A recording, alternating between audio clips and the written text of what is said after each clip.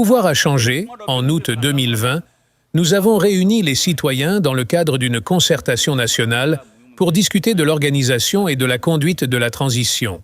À ce moment, le même président français est passé par un autre président pour dire qu'il souhaite me parler.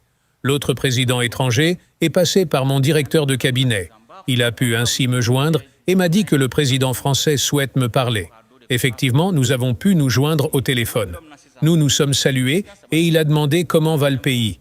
J'ai répondu que le pays est dans une phase de concertation nationale et que le pays travaillera en fonction des conclusions de cette concertation. Il a dit qu'il a 3 personnes qui sont ses gens et qui sont de bonnes personnes.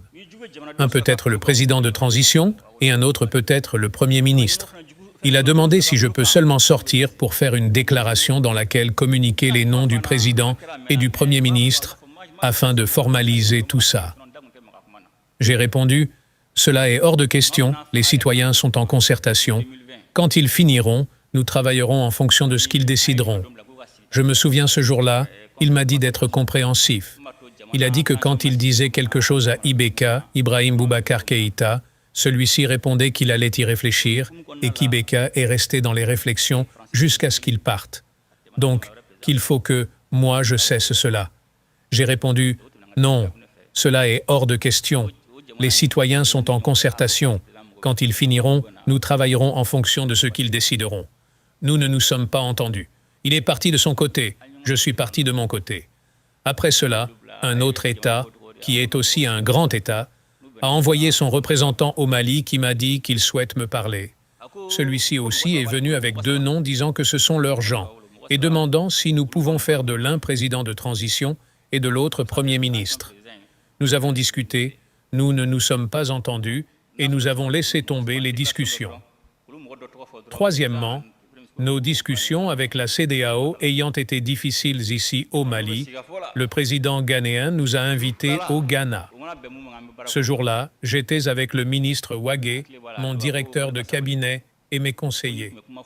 Nous avons été au Ghana.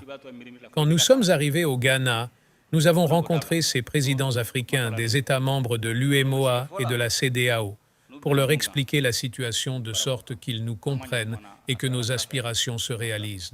Le président avec lequel nous avons parlé est un Maninka. Les Maninkas sont des hommes francs et sincères. Ils ne savent pas mentir. Nous lui avons expliqué la situation. Il nous a demandé de ne pas nous moquer de lui. Nous avons répondu « Comment ne pas nous moquer de vous ?» Il a dit qu'il a appris que nous avions donné le nom d'une personne pour être président de transition du Mali. Nous avons répondu « Comment? Quelqu'un de notre part ?» Nous n'avons pas donné le nom d'une personne. Il n'a pas pu nous donner le nom de la personne. Au moment où nous devions commencer les discussions lors de la rencontre, quelqu'un est venu pour dire que « Non, tout est bon maintenant », que non, telle personne pourra assurer la transition. J'ai répondu « C'est non à cette personne. C'est moi-même qui vais conduire la transition. » Donc, les difficultés ont commencé à partir de ce moment-là. Mais je vais vous dire une seule chose.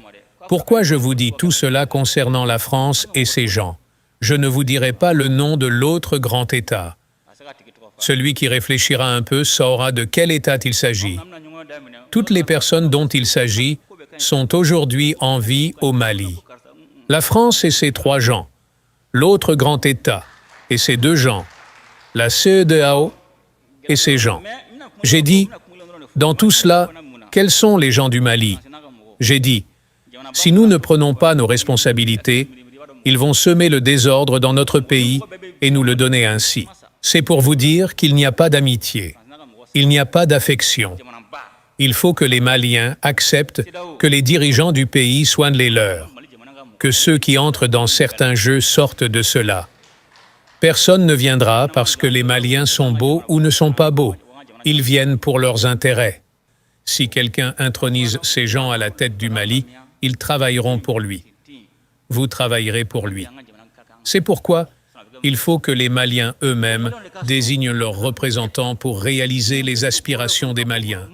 J'ai dit tout cela pour faire comprendre aux Maliens que, concernant ceux qui posent un problème, il ne faut pas qu'ils se trompent. Tout ce que vous entreprendrez, il faut faire en sorte qu'il le soit dans le cadre de ce qui est voulu et décidé par les Maliens pour que les Maliens ne soient pas livrés au bon vouloir de quelqu'un d'autre. Les Maliens ne porteront pas au pouvoir quelqu'un qui ne mettra pas en œuvre la volonté des Maliens. La France ne viendra pas dépenser des milliards gratuitement au Mali pour notre sécurité. Elle le fait uniquement que pour ses intérêts. Les États n'ont pas d'amis, ni état d'âme. Chacun cherche ses intérêts. Ce sont les grandes puissances qui sont derrière toutes les missions internationales pour assurer leur rayonnement et une influence au niveau mondial. Les décisions prises par ces grandes puissances ont souvent un impact sur les autres nations qui les prennent en compte pour leur propre politique, décisions militaires ou diplomatiques. J'ai fait 1 année et 4 mois de mission au Soudan et j'ai quitté ce pays juste après sa partition en 2 États. Depuis l'annonce d'un déploiement maximal de la MINUSMA autorisé par l'ONU au Mali, j'ai imaginé le cas du Soudan dans notre pays.